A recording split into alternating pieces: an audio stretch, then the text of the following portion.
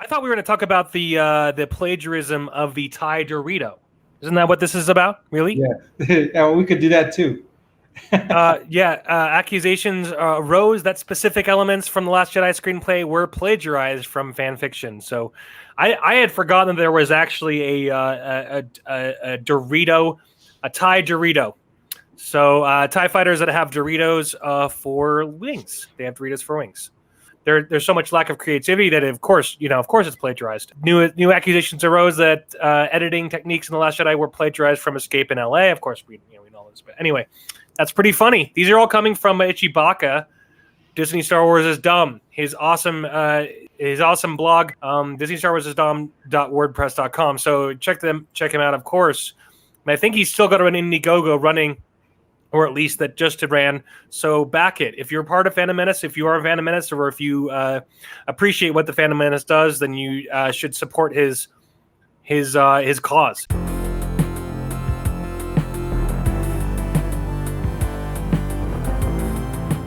Here, I agree. Amen. We are joined by Black Hat Cinephile. Good to see you, sir. This guy has a great book out. Speaking of great authors, Black Hat knows his stuff. So if for anything else, please subscribe to Black Hat Cinephile. The guy knows who and what he is always talking about. He knows his stuff, let alone knowing how to write an awesome story with great characters. He's an awesome writer as well. Please support Black Hat Cinephile. Yeah, the only thing I know about film is how to push play on the VHS player. There's like this big old tape. I remember when I was a kid, they were like literally as big as, probably bigger than my head. This is just absolutely ridiculous. And I thought, forgive me, because I thought Geeks and Gamers was just, talking about what happened before because there was speculation. But this is a real thing, apparently. Of all the characters, it's like you do realize what you're doing here. They don't realize what they're doing. Of course they don't. So if you're a Star Wars fan at all, if you care about the Clone Wars, if you were someone who was enthralled by the Clone Wars, I certainly was. I think it was literally 10 years ago. So this original tweet here was done by Geeks and Gamers. Rumor Kevin Feige reportedly wants to cast Brie Larson as Ahsoka Tano in the future Star Wars film. Do you think it's possible casting would work? Of course not. Of course not. No. The reason I say this is obviously because of Brie Larson's ridiculousness and her pandering to people who actually don't like her. pandering to people who actually think that she's somehow cool, but don't like her at the same time. Because of her skin color. So she's pandering to people who are actually racist against her. And look at Ahsoka Tano. What do you think, DBS? I'm just a white dude, so I don't know. Ahsoka has a nice caramel tan going on. Yeah. But, yeah. To me, I mean, I never. No one had. I'm just a stupid white dude, so I don't know anything, right? So I don't know anything, but I never even envisioned Ahsoka as being a POC, a personal color, whatever. I never envisioned her at all. I just envisioned her being a really cool character. It's kind of weird because you never get to meet her family, but in the Clone Wars, you do get to see some of her people, of course, and we saw a lot of that, a lot of her character, a lot of her race in Revenge of the Sith and Attack of the Clones. Yeah, in the Clone Wars, they did show her tribe giving her away to the Jedi. One of the Jedi Masters came and picked her up. I don't think they would cast her because she's too old to play Ahsoka.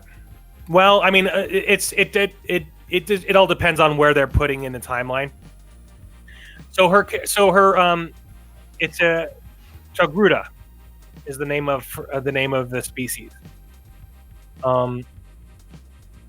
Let's see. So, forgive me, Togruta. She's a Togruta female from the planet Shili, who's trained as a Jedi apprentice during the Clone Wars. So, everybody makes fun of the beginning of her character and what she was, and how she called Anakin Skywalker Sky Guy and all this BS, whatever, these stupid things. But her character evolved incredibly well, and it was something that was an extraordinary part of Star Wars, and that all the feminists and all the people, all the crazy people, choose to ignore all the time. They constantly choose to ignore her and ignore the greatness that her character was. I thought it was great. The things that she went through. They gave a great excuse as to why she didn't make it to the Jedi, why she left the Jedi Order, why she didn't appear in Revenge of the Sith, and all these things. And so, I mean, she literally was. She was kicked out of the Jedi Order. So, you remember that story? Do you remember that whole story? Because she was accused of sabotaging the temple.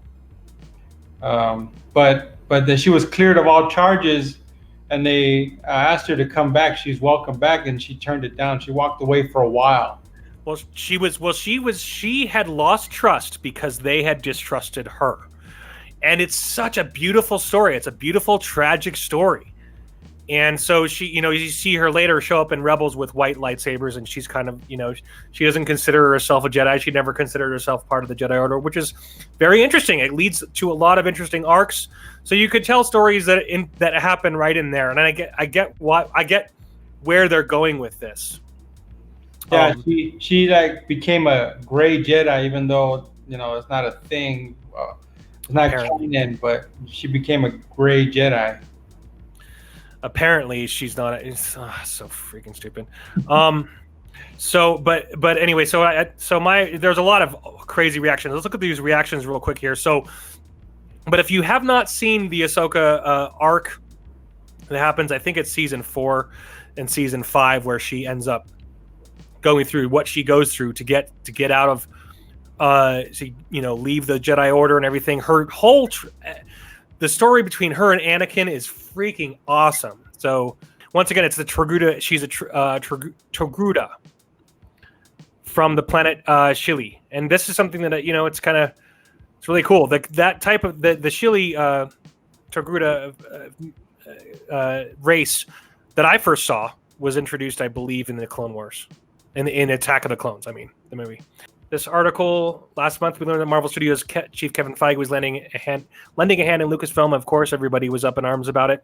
A new Star Wars movie for them. That's it for the officially announced info at this time. But since then, has got a hold of a few more specific details about what Feige's got planned for the galaxy far, far away. Shall I share this? I should probably share the screenshot with you, huh?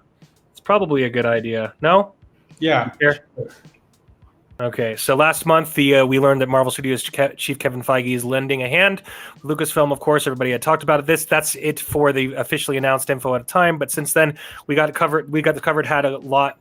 hold of a few more specific details about what Kevin Feige's got planned for the galaxy far, far away. And we're hearing that it's possible he could bring Captain Marvel star Brie Larson with him to play lead role in a project. We've also heard that Feige is considering featuring Ahsoka Tano in this film right now. Sources close to we got this covered. The same ones who told us Ewan McGregor was returning as Obi-Wan back in May, and Robert Pattinson had beat out Nicholas Hoult for the role of Batman. That's actually really funny because apparently people are just Robert Pattinson thinks Batman wasn't a hero, so screw that. And it's actually one of those funny moments that you'd think, okay, well, like, is anything real at this point? Like, who cares at this point? If the actor literally is bashing on the character, it's like, what do you think? You do realize what you're doing, right? You're souring your subject. You're souring your project. Yeah, you're souring. He's doing a Megan Fox, just bashing. What was it? What did Megan Fox say about? She bashed Transformers. Well, she bashed Michael Bay specifically. Anyway, it's funny that but it's like, okay, so it's obviously you don't believe in the character. That's fine. I mean, Megan Fox was kind of just bashing on Michael Bay's directing, if I remember correctly. But Robert Pattinson's bashing on the character of Batman. Anyway, I need to read the article, and forgive me, I haven't read that article. But we're moving on to Ahsoka. So this is kind of a funny thing, and let's look at the reactions but in a second.